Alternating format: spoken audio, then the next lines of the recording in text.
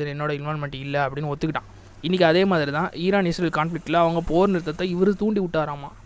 இவர் போர் நிறுத்த கொண்டு வாங்கன்னு சொன்னதுனால கேட்டுக்கிட்டதால் அந்த 2 தலைவர்களும் கேட்டுக்கிட்டதெல்லாம் இல்லை, ஆர்டர் போட்டாராமா. இவர் கேட்டுக்கிட்டதால் 2 நாட்டு தலைவர்களும் போர் நிறுத்தத்தை ஒத்துக்கிட்டு போர் நிறுத்தினாங்களாமா.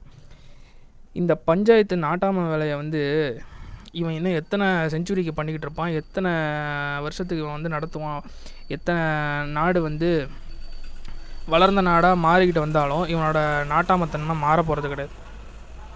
நம்ம உள்நாட்டிலேயே லட்சக்கணக்கான கோடிக்கணக்கான துரோகிங்களை வச்சுருக்கிற வரைக்கும் இந்த மாதிரி நாட்டாமல் பண்ணிகிட்ருக்கு இந்த அமெரிக்காவை இன்னும் 50-100 வருஷம் ஆனாலும் அசைக்கவே முடியாது.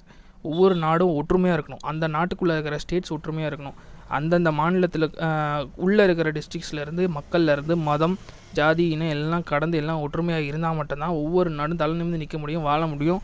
இந்த மாதிரி பஞ்சாயத்து பண்ணி